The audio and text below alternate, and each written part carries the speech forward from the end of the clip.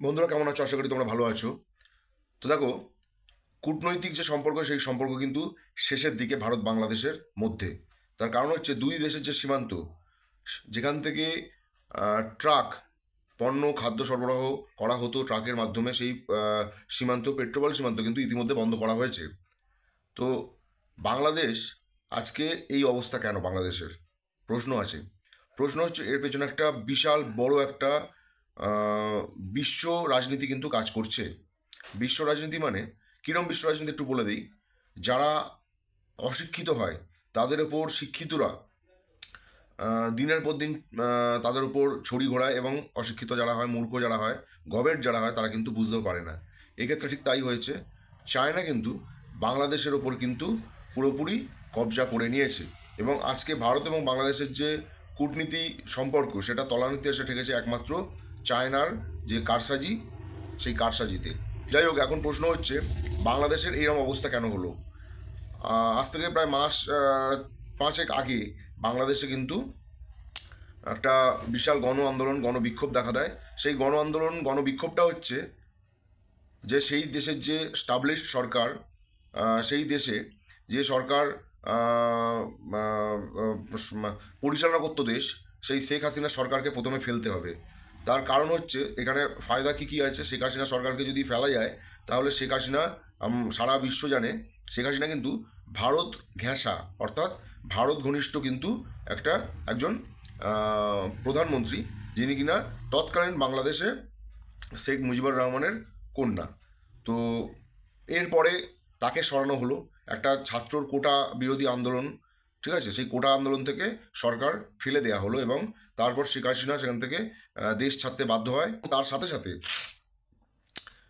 নতুন যে প্রধানমন্ত্রী হয়, নতুন দেশ পরিচালনার দায়িত্ব যাকে দেওয়া হয়, সেই ইউনুস একজন অত্যন্ত খ্যাতনামা মানুষ।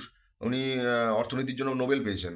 কিন্তু জানা মানে এটা মানে ভাবতে খুব অবাক লাগে, যে দেশে অর্থনীতির অবস্থা একদম তলানিতে এসে ঠেকেছে, সামান্য শাকসবজি, চাল ডাল আলু পেঁয়াজের দাম আকাশ ছোঁয়া, দ্রব্যমূল্য একদম মানে সর্বোচ্চ পর্যায়ে পৌঁছে গেছে, সেই জায়গায় দাঁড়িয়ে ইউনুস, যিনি অর্থনীতিতে নোবেল পেয়েছেন, তিনি কোনো রকম কোনো ব্যবস্থা কেন নিচ্ছে না, এটাও কিন্তু একটা বড় প্রশ্ন। তো বাংলাদেশের যত মানুষ আছে তারা কিন্তু প্রত্যেকে মানে ম্যাক্সিমাম পার্সেন্টেজ অফ মানুষ কিন্তু গবেট, যার মানে অর্থ হলো তারা বোকা, এবং তাদের মাথায় কিছু নাই, গু গোবর ছাড়া কিচ্ছু নেই। যার ফলে চীনের ফাঁদে কিন্তু তারা পা দিয়ে দিয়েছে অলরেডি। এবং বাংলাদেশ কিন্তু মানে বিপুল পরিমাণ অর্থ কিন্তু চীন থেকে ঋণ হিসাবে নিয়েছে, যে জিনিসটার কিন্তু প্রতিশোধ চীন আস্তে আস্তে ঠিক তুলবেই। এরকম তো না যে চীন অর্থ মানে যেটা বাংলাদেশ ঋণ নিয়েছে সেই অর্থটা মাফ করে দেবে, তার বদলে নিশ্চয়ই কিছু না কিছু বাগিয়ে নেবে।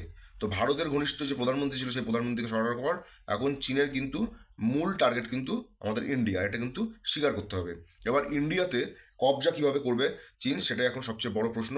কারণ আমাদের গভর্নমেন্ট কিন্তু মানে বিভিন্ন দিকে পর্যালোচনা করে চীনের সঙ্গে কিন্তু দূরত্ব যথেষ্ট বাড়িয়ে রেখেছে, এবং বাংলাদেশের সঙ্গে মানে আমাদের দেশের শত্রুতার ফলে ফায়দাটা চীন তুলছে, এই জিনিসটা কিন্তু বাংলাদেশের মানুষরা বুঝতে পারছে না।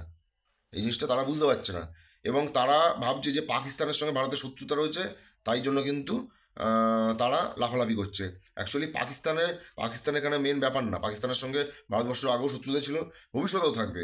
এরকম প্রজন্মের পর প্রজন্ম কিন্তু শত্রুতা বয়ে বেড়াবে, কিন্তু মূল ফায়দাটা কিন্তু চায়না নিচ্ছে। ঠিক আছে, এখানে পাকিস্তানও কিন্তু চায়নার সঙ্গে হাত মিলিয়ে রেখেছে। তা সুতরাং এখানে মাঝখানে ভারত একটা দেশ, যাকে ঘিরে যার আশেপাশে যত দেশ আছে সেই দেশ কিন্তু মানে পুরোপুরি ষড়যন্ত্র করতে উঠে পড়ে লেগেছে, এবং ভারতকে বিশ্ব রাজনীতিতে কীভাবে কোণঠাসা করা যায় সেই চেষ্টাই কিন্তু করা হচ্ছে। তো আজকের ভিডিওটা যদি ভালো লেগে থাকে তাহলে অবশ্যই একটা লাইক করে দেবেন, এবং কমেন্ট করে জানাবেন কেমন লাগলো। দেখা হচ্ছে পরবর্তী ভিডিওতে খুব তাড়াতাড়ি। ততক্ষণ সকল ভালো থাকবেন, সুস্থ থাকবেন। জয় হিন্দ।